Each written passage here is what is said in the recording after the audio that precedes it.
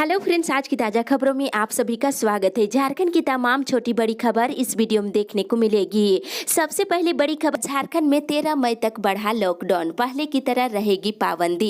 एक बड़ी खबर की झारखंड सरकार ने कोरोना संक्रमण की स्थिति को देखते हुए स्वास्थ्य सुरक्षा सप्ताह की अवधि को 1 सप्ताह के लिए बढ़ाने की घोषणा की है। राज्य आपदा प्रबंधन प्राधिकार की बुधवार शाम को हुई बैठक के बाद इस आशय की घोषणा की गई है। बैठक में इस मिनी लॉकडाउन की अवधि को बढ़ाकर 13 मई की सुबह 6 बजे तक करने का फैसला लिया गया है।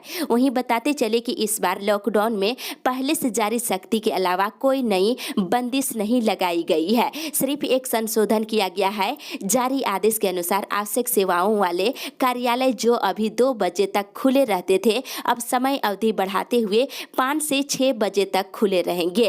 इस दौरान केंद्र और सरकारी कार्यालय बंद रहेंगे। आवश्यक सेवाओं की दुकानें 2 बजे तक खुलेगी, इसके बाद बंद हो जाएगी।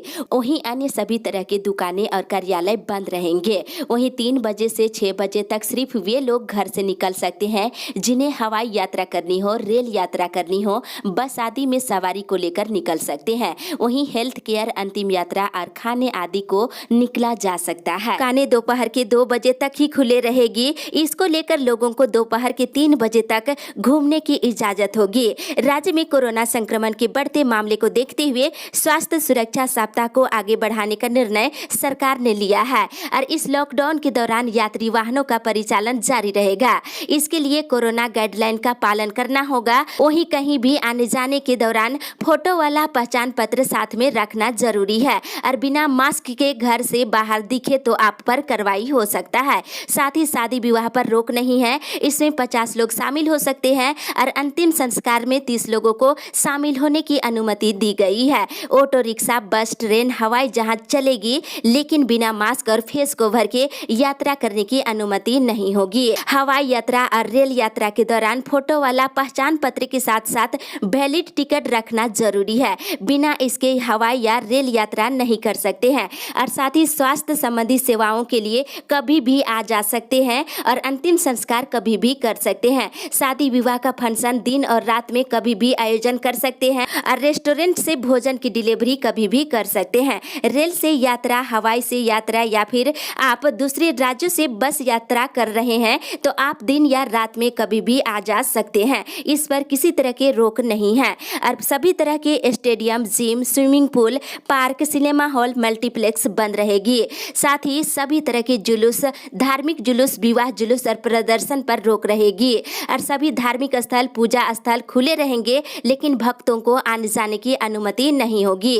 और वहीं मेडिकल, हेल्थ केयर, मेडिकल सामान वाले दुकानों को छोड़ करके सभी दुकानों को दोपहर के 2 बजे के बाद बंद रखने का फैसला लिया गया है और पीडीएस की दुकानें दोपहर के 2 बजे तक ही खुली रहेगी और राशन की दुकानें दोपहर के 2 बजे तक ही इसको भी खोलने का इजाजत दिया गया है। अगर जरूरत पड़ी तो राशन की दुकान से होम डिलीवरी की व्यवस्था की जाएगी और थोक वस्तु की दुकानें और खुदरा वस्तुओं की दुकानें, फुटपाथ पर बेचने वाले फल, सब्जी, अनाज के अलावा दूध और दूध से निर्मित सामान और पशु आहार, वहीं मिठाई की दुकानें भी 2 बजे के बाद नहीं खुलेगी। बैंक, एटीएम, वित्तीय संस्थान, बीमा कंपनियां, सेबी रजिस्टर्ड ब्रोकर, ये सभी संस्थान 2 बजे तक ही खुले रहेगी। Saloon, beauty parlour, electronic, jewellery दुकान, जूता चप्पल की दुकान, कपड़ा और श्रृंगार की दुकानें बंद रहेगी, इसको अनुमति नहीं दी गई है। वहीं वेटनरी केयर दुकान, शराब की दुकान, वाहनों की मरम्मती से संबंधित दुकान और कृषि से जुड़े दुकानें 2 बजे तक ही खुले रहेगी। होटल, रेस्टोरेंट में बैठकर खाने पर रोक रहेगी, सिर्फ होम डिलीवरी की छूट दी गई है और औद्योगिक और खनन गतिविधियां पहले की तरह जारी रहेगी।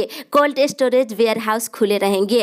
वही निर्माण कार्य, खास करके मनरेगा से जुड़े कार्य जारी रहेंगे और साथ ही निर्माण कार्य से संबंधित दुकानें दोपहर के 2 बजे तक ही खुली रहेगी और नेशनल हाईवे और स्टेट हाईवे के ढाबे खुले रहेंगे, इस पर कोई प्रतिबंध नहीं है और खाद्यान्न आपूर्ति वाले वाहनों का परिचालन पहले की भांति होगा। लोडिंग अनलोडिंग की व्यवस्था पहले की भांति जारी रहेगी और वेटनरी केयर दुकान, पशु चिकित्सक, शराब की दुकान, वाहनों की मरम्मती से संबंधित दुकान और कृषि से जुड़े दुकानें 2 बजे तक ही खुली रहेगी और आने जाने पर किसी तरह की रोक नहीं है, लेकिन किसी भी सार्वजनिक जगहों पर 5 से ज्यादा लोग एकत्रित नहीं हो सकते हैं।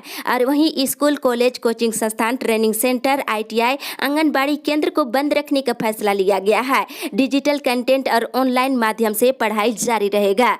साथ ही इधर राज्य सरकार के सभी बड़े दफ्तर, वीडियो, सीईओ, सीडीपीओ, ग्राम पंचायत और प्रखंड कार्यालय 50% कर्मियों की उपस्थिति में खुले रहेंगे। बाकी कर्मचारी घर से ही काम करेंगे और दोपहर के 2 बजे तक ई कॉमर्स की सुविधा लोगों को मिल पाएगी।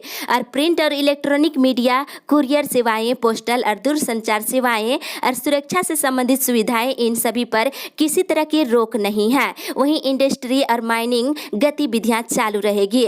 Petrol pump, gas agency, CNG outlet खुले रहेंगे, इस पर कोई प्रतिबंध नहीं है। और वहीं किसी भी व्यक्ति को बिना मास्क या फेस कवर के किसी भी सरकारी कार्यालय और रेलवे स्टेशन, हवाई अड्डा, बस, टैक्सी, ऑटो रिक्शा या फिर कोई भी पब्लिक प्लेस पर जाने की अनुमति नहीं होगी।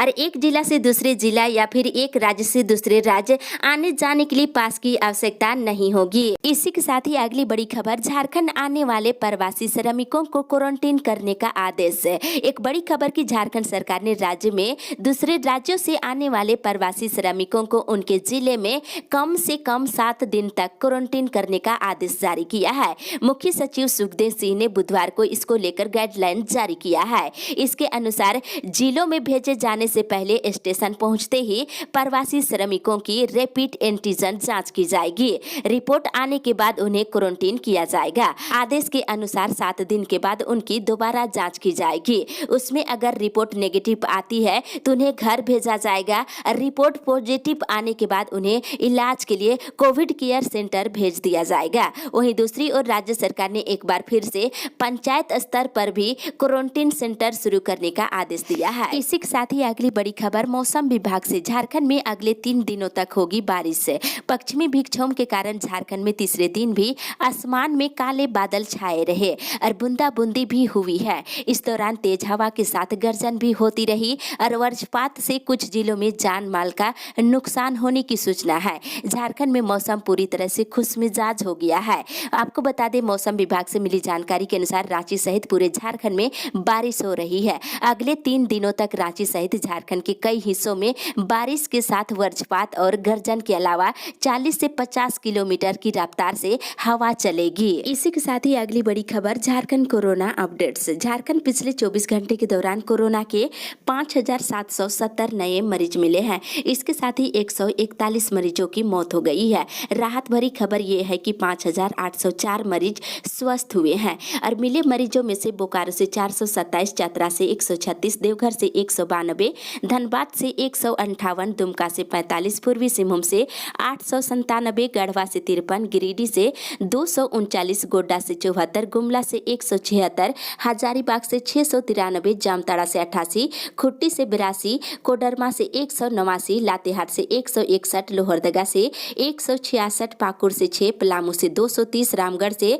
269, रांची से 958, साहेबगंज से 48, सरायकेला से 151 और सिमडेगा से 106 और पश्चिमी सिंहभूम जिले से 272 नए मरीज मिले हैं। वहीं दूसरी ओर देश में पिछले 24 घंटे के दौरान कोरोना के 3,82,315 नए मरीज मिलने के साथ ही 3,780 मरीजों की मौत हो गई है। इसी के साथ ही अगली बड़ी खबर, कॉलेजों में ऑनलाइन परीक्षा लेने में आ रही परेशानी। कोरोना संक्रमण ने आम जनजीवन के साथ एकेडमिक गतिविधियों को भी बुरी तरह से प्रभावित किया है। हालात ये है कि रांची विश्वविद्यालय के अंतर्गत आने वाले विभिन्न कॉलेजों के शिक्षक और शिक्षकोत्तर कर्मचारियों के संक्रमित होने के कारण ऑनलाइन परीक्षा के आयोजन में भी परेशानी हो रही है।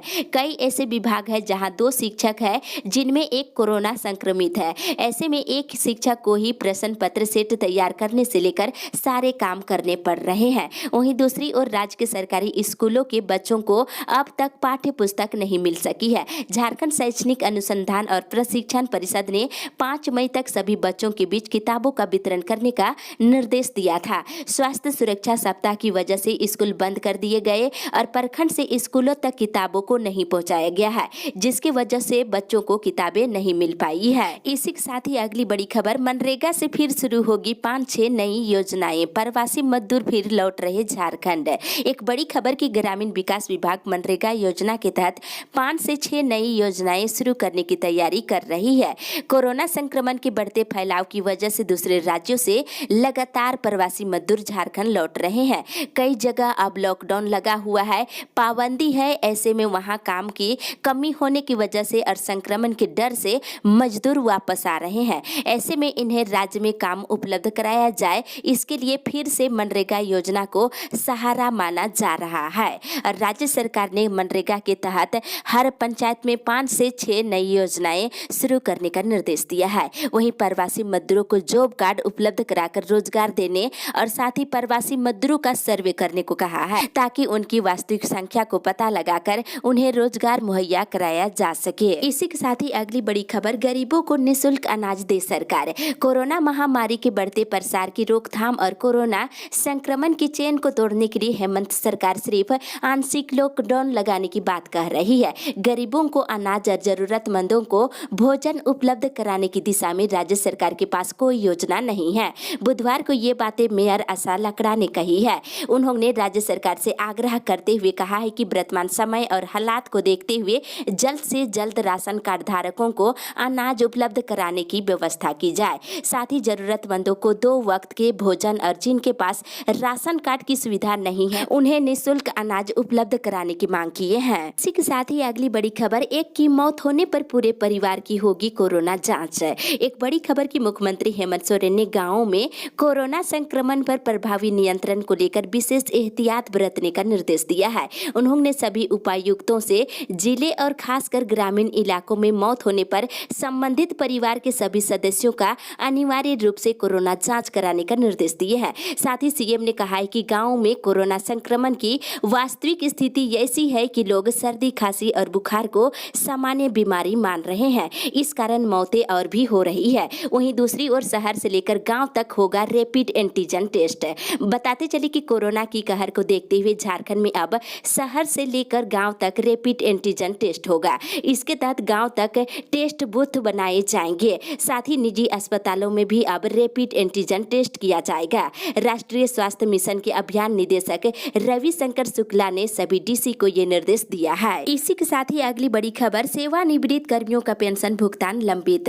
बिरसा कृषि विश्वविद्यालय के सेवानिवृत्त कर्मियों का मार्च महीने से पेंशन भुगतान लंबित है और कोरोना महामारी में कई पेंशन भोगियों का निधन हो गया है। अभी भी कुछ आईसीयू में भर्ती है। बताते चले पेंशनर्स कल्याण संघ के अध्यक्ष डॉक्टर डीके झा ने कहा है कि ऐसे कठिन समय में पेंशन का भुगतान नहीं होने से सभी सेवानिवृत्त कर्मी परेशानी झेल रहे हैं। इसी के साथ ही अगली बड़ी खबर, यात्री नहीं मिलने से स्टील एक्सप्रेस समेत कई ट्रेनें रद्द है। यात्रियों के लिए बड़ी परेशानी। आपको बता दें, कोरोना का संक्रमण बढ़ने के साथ ही ट्रेनों में यात्रियों की संख्या कम हो गई है।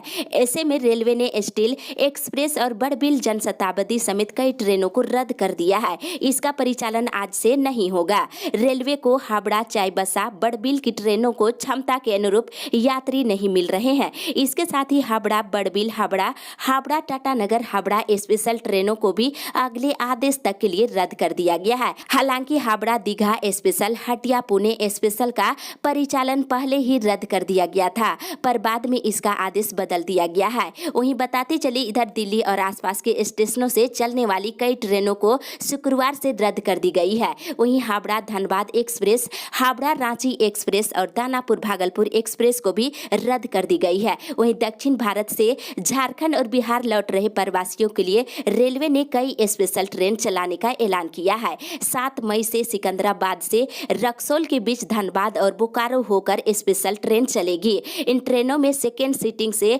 सेकेंड एसी तक की बुकिंग शुरू हो गई है। दरभंगा, सिकंदराबाद और रक्सौल, हैदराबाद के बीच चल रही स्पेशल ट्रेन के अतिरिक्त इन ट्रेनों को चलाने की घोषणा की गई है। दूसरे ट्रेनों की तुलना में इस ट्रेन में किराया अधिक चुकाना होगा और तत्काल में आपको टिकट नहीं मिलेगा। इसी के साथ ही अगली बड़ी खबर, अब जुलाई के बाद ही होगा परीक्षाओं पर फैसला। कोरोना संक्रमण के मामलों में बढ़ोतरी को देखते हुए फिलहाल 12वीं बोर्ड की परीक्षा सहित स्थगित की गई सभी परीक्षाओं को अब जुलाई के बाद ही कराने की तैयारी है। वैसे भी देश भर में कोरोना संक्रमण की जो स्थिति है, इसके सामान्य होने में अगले 2 से 3 महीने का समय लगने की उम्मीद जताई गई है। इसको लेकर कोई भी अंतिम फैसला 1 जून को पूरी स्थिति को देखते हुए लिया जाएगा। अगस्त तक प्रस्तावित सभी परीक्षाओं को लेकर केंद्रीय शिक्षा मंत्रालय और संबंधित परीक्षाओं से जुड़ी एजेंसियों के बीच मंथन शुरू हो गया है।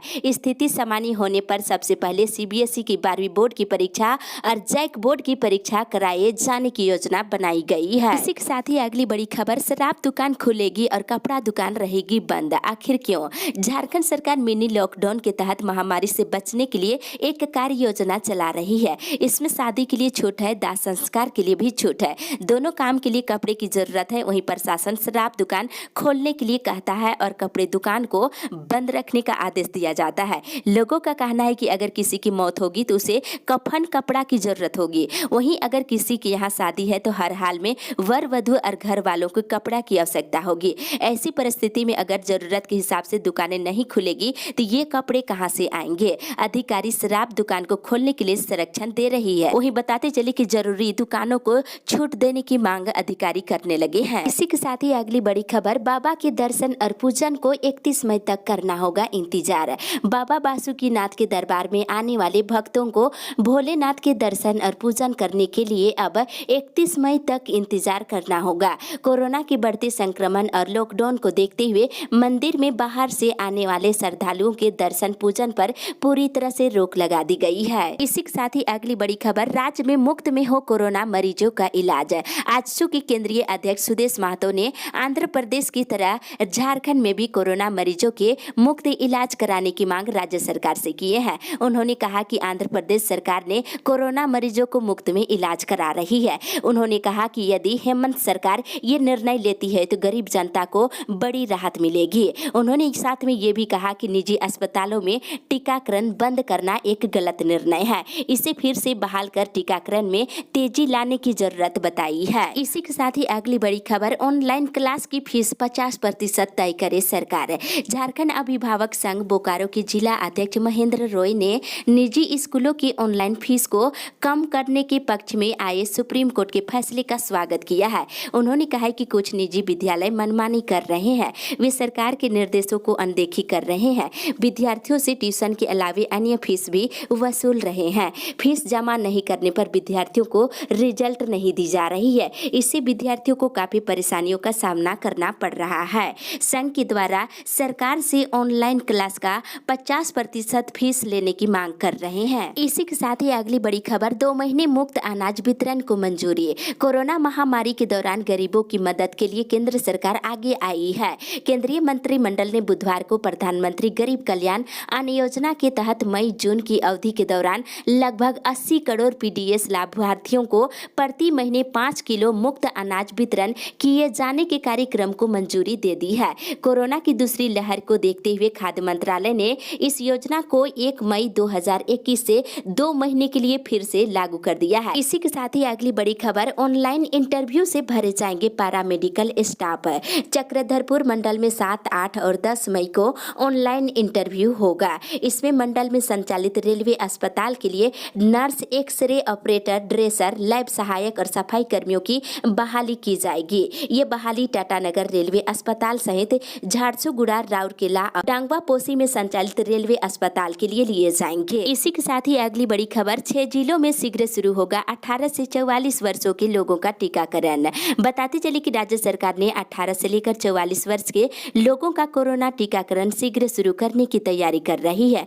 भारत बायोटेक से 1,34,000 डोज कोवैक्सीन मिलने के बाद इस दिशा में कार्रवाई तेज हो गई है। आपको बता दें, टीकाकरण शुरू करने का प्रस्ताव मुख्यमंत्री हेमंत सोरेन को भेज दिया गया है। हालांकि टीकाकरण कब से शुरू होगा इसका खुलासा अभी तक नहीं हुआ है। इसमें रांची, पूर्वी सिंहभूम, धनबाद, बोकारो, हजारीबाग और कोडरमा में हो सकता है। हालांकि मुख्यमंत्री हेमंत सोरेन ही इस पर अंतिम स्वीकृति देंगे। इसी के साथ ही अगली बड़ी खबर, सीसीएल कर्मियों और उनके परिवारों को वैक्सीन लगाने की उचित व्यवस्था करे प्रबंध।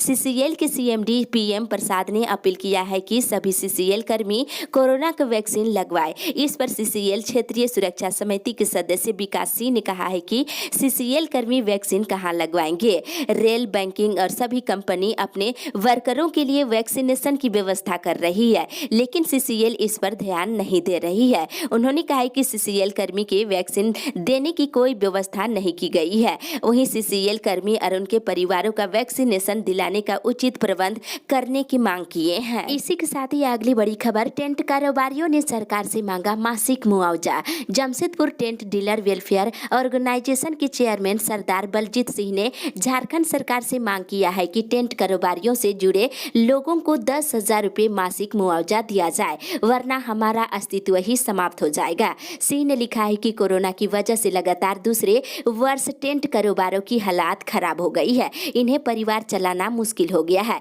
महाजन बकाये देने के लिए अलग से दबाव बना रहे हैं। ऐसे में सरकार ही बचा सकती है। इस अपडेट में बस इतना ही। आगे की खबर के लिए आप हमारे साथ बने रहे।